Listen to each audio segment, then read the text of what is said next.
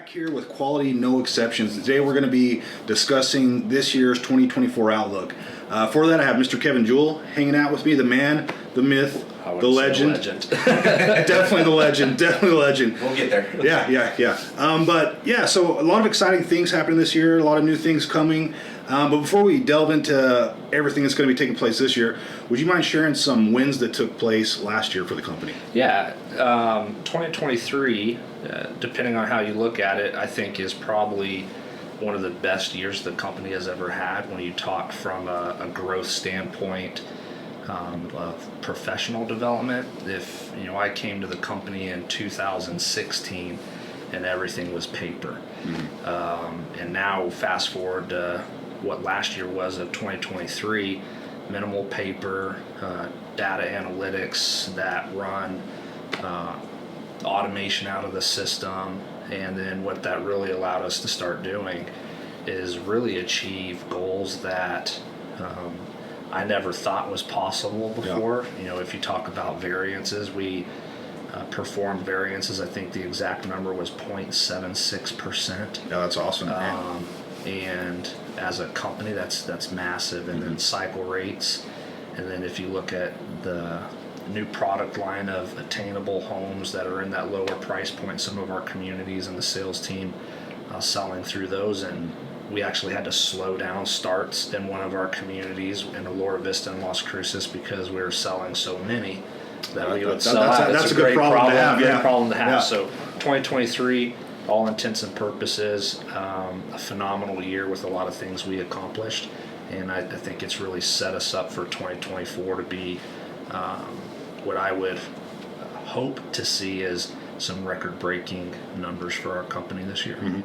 Yeah, no, I agree. 2023 was an awesome year. I know we went into the year setting these goals, and I remember thinking when you were talking about all these goals, I'm like, man, is this attainable? The cool thing is most of those goals we exceeded as a company, and I think that just speaks to the leadership, speaks to the people in the seats that they're in and whatnot.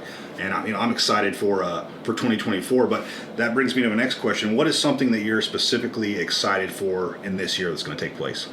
This year is the first time since I've been with French Brothers, so since 2016, where 100% of our revenue goals is already available to us in lots. I mean, it's no secret to anybody, when you make the proper amount of money you've budgeted for, the things that you can do are just amazing. You get into things like profit sharing, you get into things where you can start doing more fun things as a company, where in prior years we'd have to be really close hold with our money, and talking about taking people to baseball games and Top Golf and different things to reward for the efforts, all things that we want to do as a company, but you need the money to be able to do that. And I really think this coming year we're on the right path, and there's numbers to support that you just look at what we have set up to close this year already, and it's greater than any of the years that we've had all the way back to 2015. I was just looking at the numbers yesterday, so it's going to be a phenomenal year this year for us. No, I agree. I'm super excited for things that are going to take place this year, things that are happening and whatnot. And a couple weeks ago you sent out a company newsletter that highlighted different things taking place in the company, wins that different people within the company have accomplished. Can you explain your reasoning for suddenly doing that and starting that newsletter? So the sudden part is it's the new year, right? So it's always, it's easier to start things when something's new and fresh. So coming into the new year, I thought it was a great opportunity to continue a little bit what Tom's done in the past, where he would do his, I always think fireside chats every time it comes out. From behind my desk. That's what it was called. I couldn't think of it. Yeah. So when he was doing that, he'd do it weekly. I don't have it in me to do it weekly, and I've said that before. I just don't know if I have enough pertinent information to put that out weekly. But the newsletter, I think it's important for a couple reasons. One, it allows me to convey two things: the successes the company's had in the prior month, and celebrate some of the individual wins. For example, Jetsy this last year has really come into an amazing stride of selling homes, and what a shame not to celebrate something like that across the company, or Jaime Montoya building the model home in 72 calendar days. Right. That in itself is exceptional, and to forego celebrating some of those victories. And then the second purpose I wanted to serve is, I feel my role as the president is to constantly guide and mentor the company through some navigations, and a big part of that is clearly communicating the strategy and some positions that we're working on as a company. So an example would be, right now we're getting close to landing a deal in Las Cruces for 334 lots. Wow. If we accomplish that, that puts 3 years, a little over 3 years worth of attainable priced homes to replace our product set of Allura Vista, which, in Allura Vista, they're averaging 8 sales a month right now. Right. Yeah. But we can only start 6 because we'll run out of land. So when you think about, okay, well, what would the team look like if we didn't have to hold them back? Mm-hmm. So, as the role of the president, you're always wanting to develop people to be thoroughbreds or pit bulls or whatever analogy you want to have. It's always the better problem to hold people back than it is to have to force people to go forward. And we've always had to hold people back, not from being too aggressive, but because we were going to run out of something. And this would take something like that away, and having the newsletter to be able to put those little blurbs in there to kind of give insight on the large, think macroeconomical level stuff that really influences the company, and they don't get to be a part of those discussions every day. And I think it's important for them to know, we're phasing out of Hobbs right now. What's that look like across the company? And it's just another opportunity for me to reach out to everybody in the company. And some people might not find it valuable, and that's okay. But then one month they might. So it's, the audience, it'll kind of be tailored to the audience a little bit differently every month. Then I just hope people get things out of it. Yeah, I think it's cool because we build in several different cities, and it's easy to be tunnel focused on what your city's doing, what we're accomplishing here. What I thought was cool about the newsletter is it highlights different successes for different people in different cities. It's not just purely focused on Cruces or Alamogordo. It's successes without the whole company. I thought it was very cool. It's. I'm glad you picked up on that. One of the things, everybody's busy. Yeah. Right? And no matter what your job is, you're busy. Everybody has stresses in their life, and what happens is you get very micro-focused on what your specific job is, and then it's hard to step back and look at what people call the big picture. And that's what I'm really trying to accomplish with that is, what if somebody has a phenomenal, like Brianna right now is working really hard on the soil project in Artesia. Celebrating that one would be a huge, definitely a huge success. And Artesia is a small team, and how do you celebrate their successes across the company? And how do you, people here in the office who don't travel, they only know what they hear at their desk, and exactly. trying to get people to hear more. Yeah, very cool. Yeah, what Brianna's doing is not a job that most people want to do. No, I think she's killing it. I think she's doing a phenomenal job. Yeah, I don't envy warranty people at all. No. I've had to deal with that. When I first moved to Hobbs, I literally had to go door to door and say, hey, sorry, I think we messed some things up on your home. Is there things we need to take care of? So I'm very,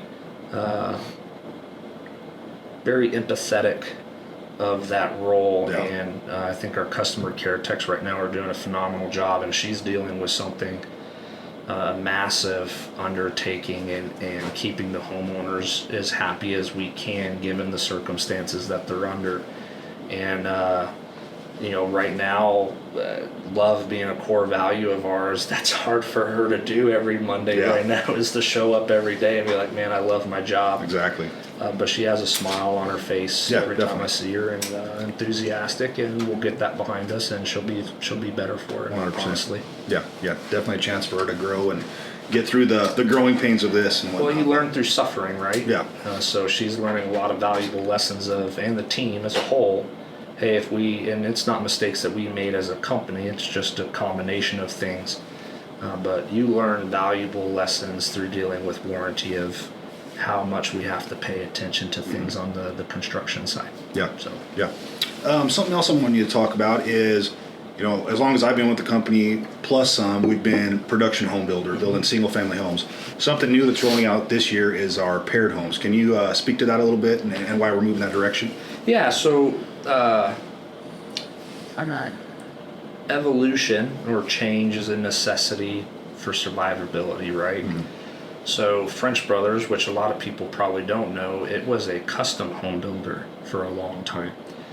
And in 2008, when the crash, everybody knows the crash, Yeah. right? Even if you were junior high, you've heard of people talk about the crash.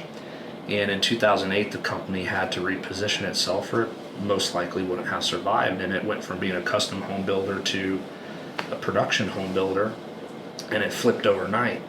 And what's interesting is during that 2008, 2009, 10 period where a lot of home builders were going out of business, French Brothers actually had its most successful years from a revenue net income standpoint. Wow. So then you fast forward to now, and what are things we're dealing with? Inflation rates are at an all-time high year over year.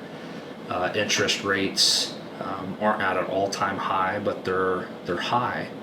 And when you look at the wage gap between interest rates, inflation, and how much people are getting paid, the inflation and interest rates have gone up significantly faster than what pay raises have. So then there's even though there's not a housing crash, there is still a significant affordability issue. So then right now the company is again in one of those positions where we could continue going forward with what we're doing and we would be okay. But if we want to grow and we want to develop and we want to get on that cutting edge, you have to introduce something different. Mm-hmm. So then the paired home product, what it does for us is, if you could imagine being able to put a home on a 27-foot wide lot paired it against another home that's on a 35-foot wide lot, we've now put two products on, in some cases, the same lot width as what we're putting single family homes on right now. Yeah. Now the price point's lower, those things, so we get into the low 200s on price points. And when you look at the data, there's a healthy market for homes in that price range. And then people can truly start to afford all the different levels of the homes we provide. And we're not going away from our classic series homes, but introducing the paired home product, which is we've never done it before. Yeah. So there's going to be a lot of learning lessons, but the opportunity that it provides us is there's no one in Alamogordo who's building them. There's no one in Las Cruces who's building them at any type of volume. So when we see the opportunity, I know the book club's reading Blue Ocean Strategy right now, which I applaud you guys for because it's a pretty boring book to read. No, it's great. This is not. When Hillary told me that you guys were reading, I was like, "Are you sure you guys want to do that?" But when you look about the difference between Red Ocean Strategy of being where everybody else is at, and then Blue Ocean Strategy of being where no one is, the paired home product on the affordability side is really a Blue Ocean Strategy for us. And just by sheer statistics, all of our revenues will go up because of the amount of homes that we'll be able to sell. And Laura Vista is the perfect example of what happens when we're the most affordable builder in a city and we have the land positions to support it. We will always be the most dominant builder because it's affordable and we don't have to meter starts or slow down starts to the sales, because the sales teams are crushing it right now. Yeah. We just can't always start the homes at the same pace they're selling, and that's because of some land constraints. Right. I like the part you talked about in 2008, how the company basically had to reinvent themselves. Absolutely. To take the lead, to take the charge and whatnot. And I just think that speaks to the culture of the company and the leadership in the company, that they're willing to say, hey, this isn't working, we need to change and do this. I think all too often people or companies get just stuck in their ways, like this is how it's always been done, so this is how we're always going to do it. But I think it's very cool that we're able to reinvent ourselves or evolve and grow and just do things different and test the market and see what works and what doesn't. Yeah, and There's definitely a lot of failures along Sure. the way, right? But I think it was Harvard Business Review did an article with Jeff Bezos of Amazon, and he spoke to the top companies you'll see change a lot. And it's because those who change a lot seek newer opportunities. And the opportunities are always in front of us. It's just, are we willing to change what we're doing to take hold of that opportunity? Yeah. And he said the companies that you see fizzle out are the ones who don't take the opportunity to change. And a lot of times to grab hold of that new opportunity, it requires you to do something different than what you're currently doing. Or it wouldn't be a new opportunity, it would be just something you're continually doing. So the paired home product is a new opportunity for us, and it should be successful for us. But if it's not, the way that the lots are designed, we can put single-family detached homes on there. That's why we're also working on smaller single-family detached homes right now in the event that the paired home product doesn't sell the way that we think it should. Yeah. Then we're not months behind the power curve trying to figure something out. We already have something ready to go. It slides in its place, and history has shown us that it will sell. Yeah, 100%. So yesterday I came in your office and we were talking a little bit, and on your computer there was several different screens up. You look like Tom Cruise from Minority It's Report. all a show. Yeah, it was just, I mean, there was stuff everywhere, but the main thing is numbers. There were numbers all over your screen. So I know you're a numbers guy. I know you think numbers are important. Can you explain to us why numbers are so important when it comes to running a business? Why numbers are important for running a business? Well, the obvious part, and not to skate around the question, but the obvious part is the only way you can know that you're profitable is if you have the numbers in front of you. Yeah. The second aspect is, and this is coming from a guy who pretty much failed every math class in high school. Had to take right there with you. Had to take 4 math classes my senior year to graduate high school, and then picked my college degree based off of which had the least amount of math and science in it. So it's not that I've grown up loving numbers, but now in the real world application of it, I do enjoy it. But if you could think of the Matrix, and when Keanu Reeves is, I think it's Neo is what the character's name is, but when they show him in the Matrix and you see it, it's just a bunch of binary code, essentially zeros and ones just running around on the screen. That's how the company kind of looks to me in certain aspects from the financial side. Is in order to achieve a certain result, certain numbers have to be on the front end. And the balance is not viewing employees as a number, but viewing the performance as a number. So there's a book called Measure What Matters. I think it's up on my bookshelf somewhere. And when you read through that book, it talks about measuring what matters, because how do you know if you're improving something if you don't? No.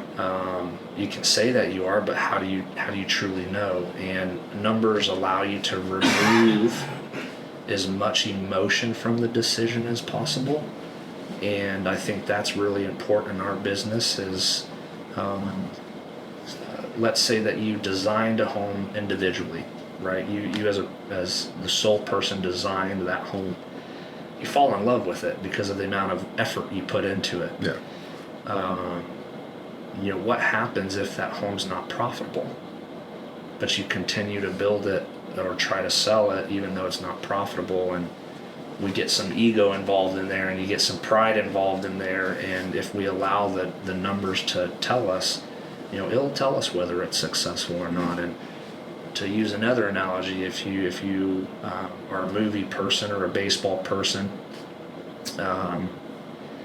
Brad Pitt plays in Moneyball, and you think about it, the Oakland A's were the first team at that point to use analytics to predict what they needed to replace when they lost Jason Giambi, and they had to go through all that stuff, and they ended up having a phenomenal year with what everybody else would deem as a mediocre team. Mm-hmm. Now if you look at it, every baseball team in the MLB functions that way.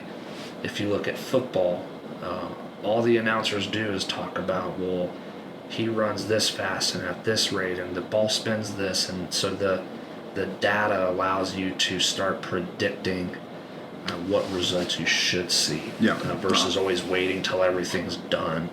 And that's why the numbers are important for me. Is we're in 2024. The reality is from my position, I should be looking at 2027, 2028 of what needs to happen with the company to achieve certain things in those years, because that linear progression, you can't go to 2029 if you wait to 2028 to prepare for 2029. So if you don't use numbers to kind of look out in the future and predict what needs to happen, you need to prescribe, to use Thomas's words. You need to prescribe the numbers that need to happen in order to achieve the result. And then you have the people who make it happen. And the people are the most important part. Oh, 100%. The human aspect behind this is the most important part. Yeah, and that data is helping you make an informed decision instead of what you think might be the best choice. Yeah, it gives, well, just like what our vision state or our vision document says, the company we want to be in 2040, we want to blend experience with data. If you rely on experience alone, experience comes from working in the past. You've had to have done something to gain the experience.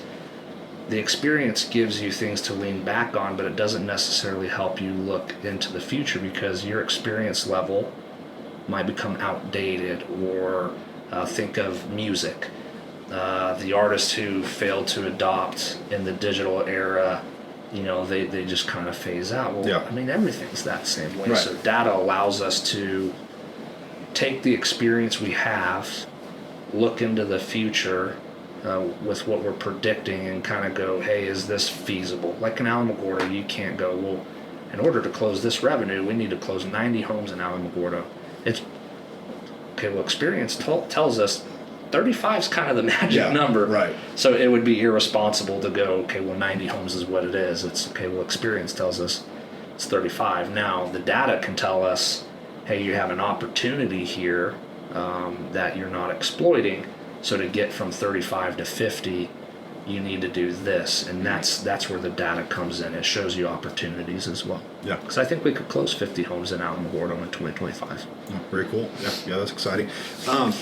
So for our last all hands meeting at the end of the year, a word you kept talking about was believe. Okay. Ted Lasso, baby. Ted Lasso. That's right. Ted Lasso. Believe.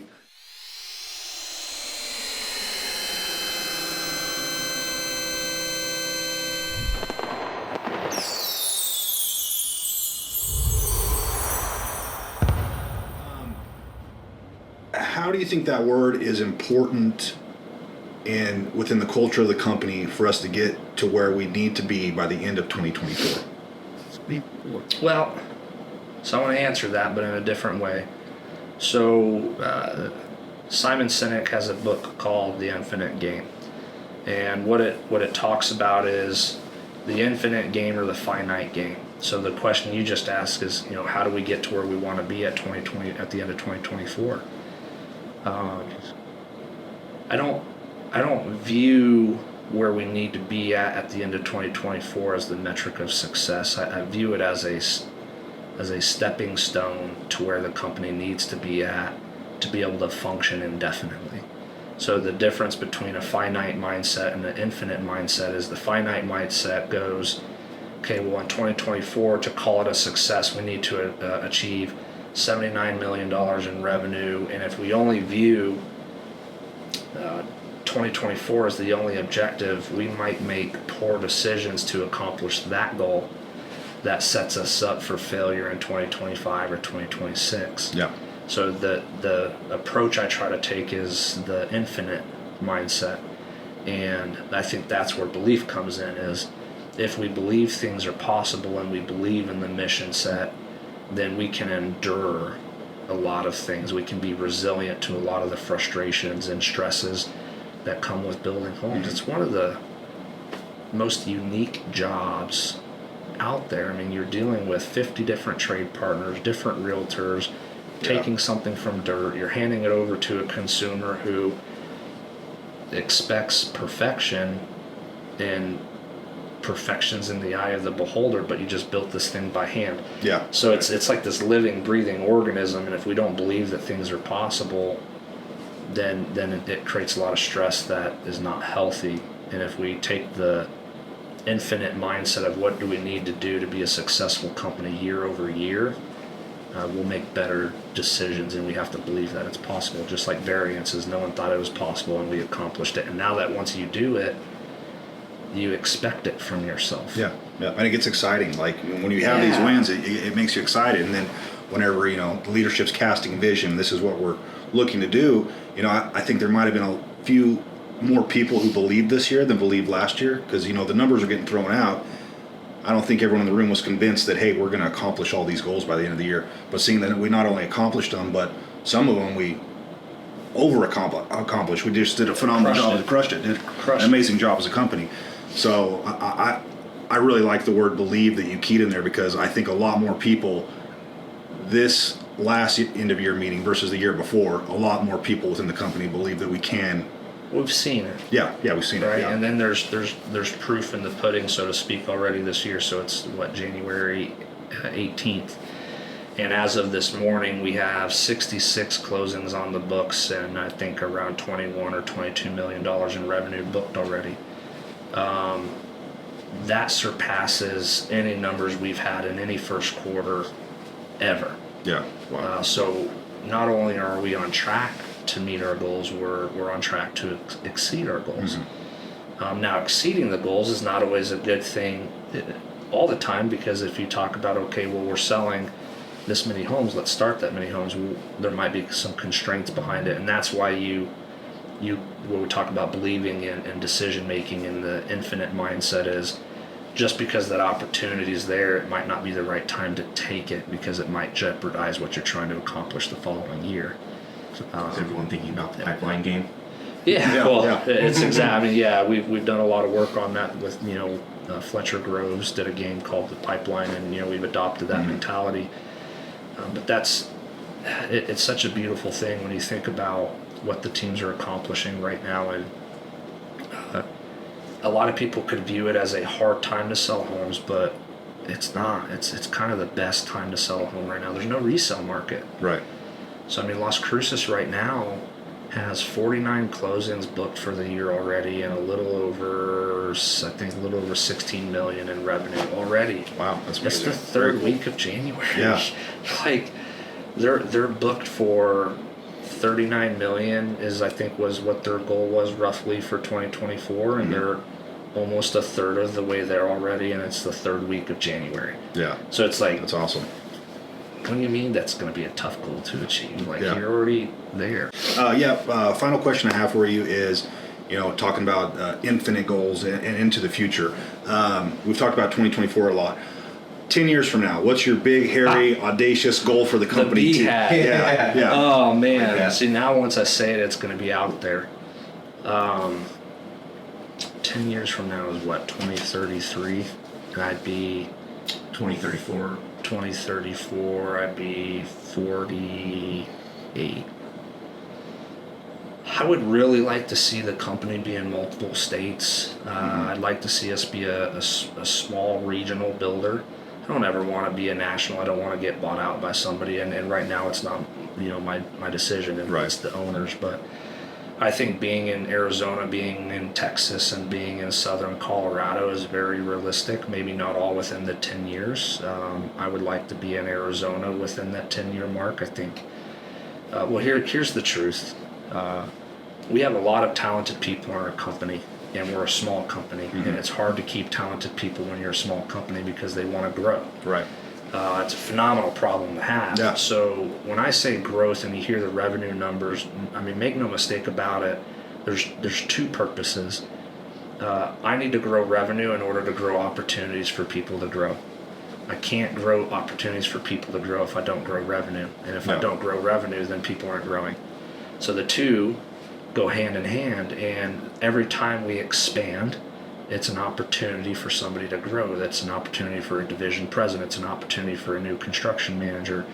new business opportunities. We started a mortgage company. That's an opportunity for somebody to become a loan officer. So growth isn't always from the greedy aspect of how much money we can make. Growth really for me is how can we change the lives of the people that we work with, and we have a lot of talented people. So in the 10-year mark, I would like to see a lot of the same employees, but in different positions. Yeah, I love that. Yeah, that's really good. In Arizona and Texas, I would like to see in 10 years. Okay. Yeah. Yeah. Well, that's about all the questions I have for you today. I appreciate you coming, hanging out with us, putting us on track for the year. You're actually hanging out with me. Yeah. This is his office, guys. This isn't my office. Yeah. Don't let him lie to you. Yeah. He's hanging out with me right now. Yeah. We're hanging out in here, and it's pretty sweet. This could be a pretty cool pad. My wife has done a phenomenal job. I would take credit for it, but I literally said, I want nothing to do with it. Smart man. Smart man. Want nothing to do with it. So yeah, I love being in here, and I appreciate working with everybody, and I truly think 2024 is going to be the benchmark year we compare ourselves to as we move forward. Yeah. As a leaping point for the company. Yeah. I really do. Awesome. Well, I'm excited for it. I hope you guys are excited for it. We'll see you here next time on Quality No Exceptions. Thank you, guys. Thank you.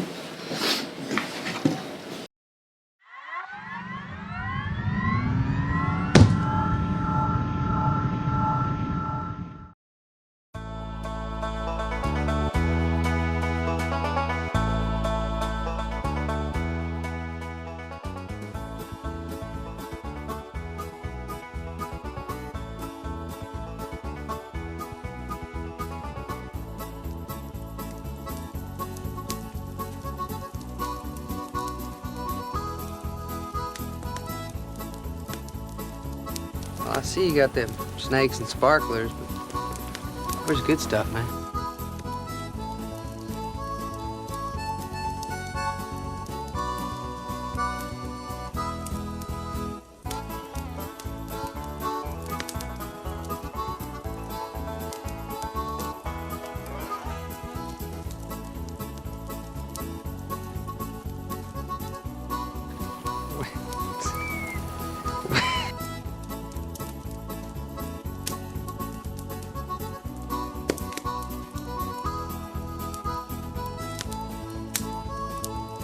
Whee! Look at there! Oh, that's happening, man. We should get bleachers over here. People come from miles around to see this thing.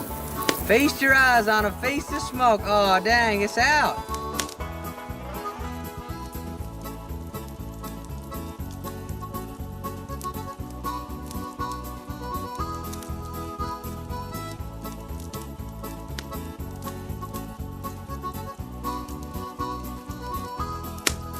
Are you nuts, dude? You need stuff to explode. Go boom.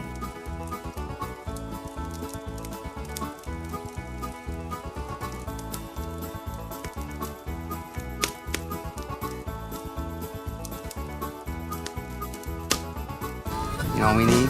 Gasoline. Yeah. Breakfast of champions.